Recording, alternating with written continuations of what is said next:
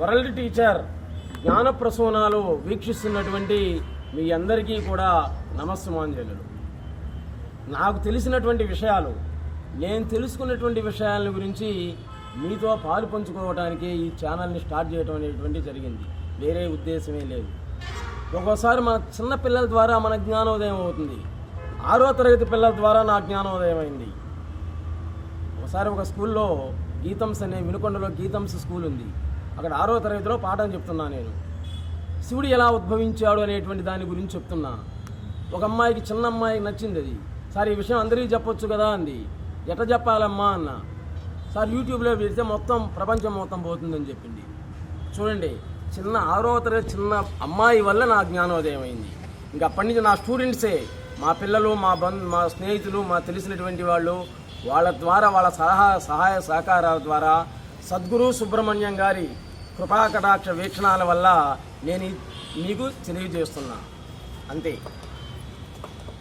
ఇక్కడ గురువుగారు చెప్పారు, ఎన్నో ఆశ్రమాలు ఉన్నాయి, సాధువులు ఉన్నారు, కాబట్టి అందరినీ కూడా నమ్మొద్దు.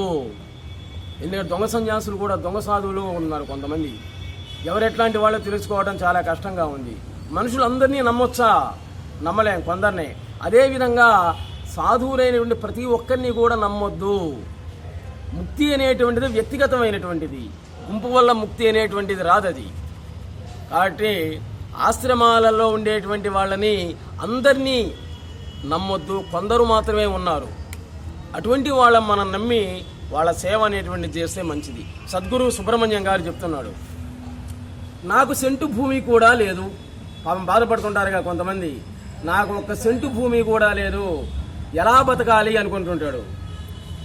ఈ భూమి మీద ఎలా ఉండాలి అనుకుంటాడు. అసలు నువ్వు ఉన్నటువంటిదే ఈ భూమి మీద ఉన్నావు. ఒక్క సెంటు కాదు, ఈ భూమి మీదనే నువ్వు ఉన్నావు. కానీ నువ్వు అనుకున్నావు సెంటు లేదు, మొత్తం నీదే. ఈ భూమండలం మొత్తం నీదే అవుతుందన్నమాట. నాకు దైవ అనుభవం కలగలేదు, ఎంత ప్రార్థించినా దేవుడు నాకు కనపడలేదు అంటున్నావు. నిజంగానే ఆయన కనపడితే నువ్వు ఉండవు. ఉండేది ఒకరే ఉంటారు, మీ ఇద్దరు, నువ్వు కానీ దేవుడు కానీ.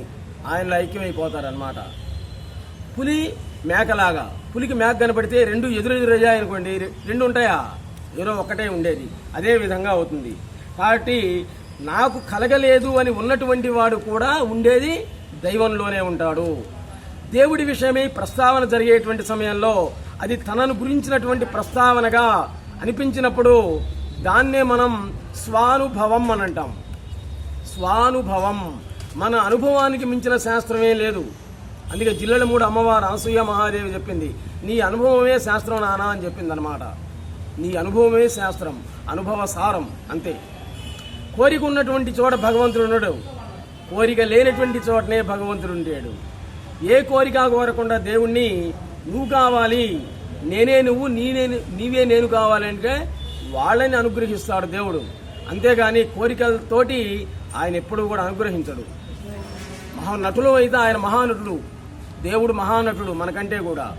ఏదో కోరికతో నీవు చేస్తే ఆయన ఇష్టం, అది తీరుస్తాడు, తీర్చకపోవచ్చు. కానీ నీవే నేను, నాకు నీవే దిక్కు అన్నట్లయితే తప్పనిసరిగా మనల్ని రక్షిస్తూనే ఉంటాడు, ప్రహ్లాదుని రక్షించినట్లుగా. ఇల్లు ఈశాన్యం వైపు ఉన్నట్టయితే మంచిదని వాస్తు చెప్తుంది కదా అని చెప్పారు. అప్పుడు చెప్పారు, అసలు నీ బుద్ధి ఈశాన్యంలో ఉంటే చాలు, ఇంటి సంగతి తర్వాత, నీ బుద్ధి ఈశాన్యంలో ఉంటే అన్నీ బాగానే జరుగుతాయి అని చెప్పారు.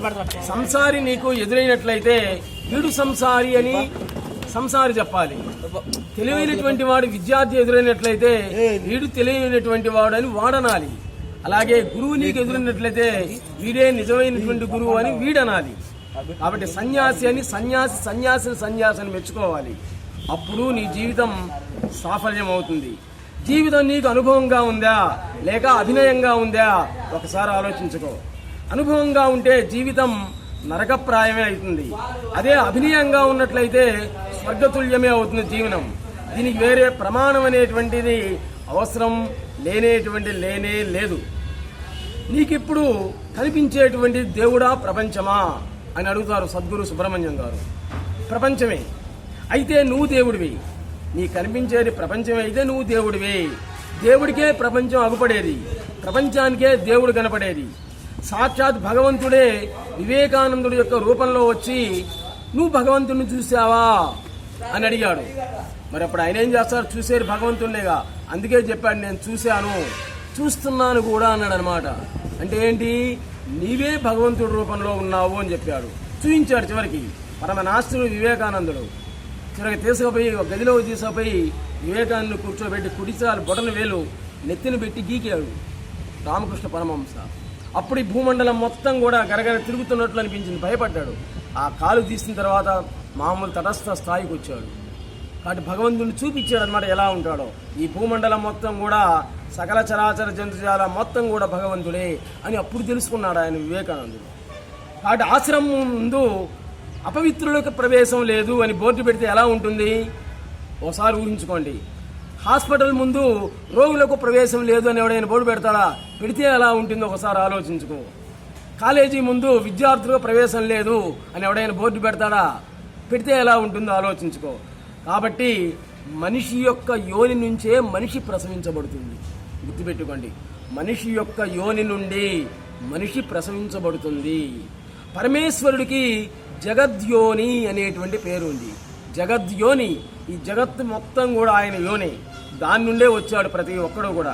సకల చరాచర జంతుజాలం మొత్తం కూడా ఆ భగవద్ యోని నుండి వచ్చినటువంటిదే.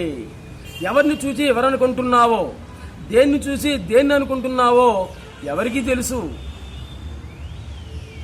ఈ వేదాంతంలో ఊ అన్నా తప్పే, ఆ అన్నా తప్పే. నేను గొప్పవాడిని అనుకోవడం మాత్రమే అహంకారం కాదు, నేను పనికి మాలినటువంటి వాడిని అనుకోవడం కూడా అహంకారమే అవుతుంది. కాబట్టి నింద స్తుతి రెండు అహంకారానికి గుర్తులే, అంతా దైవేచ్ఛ.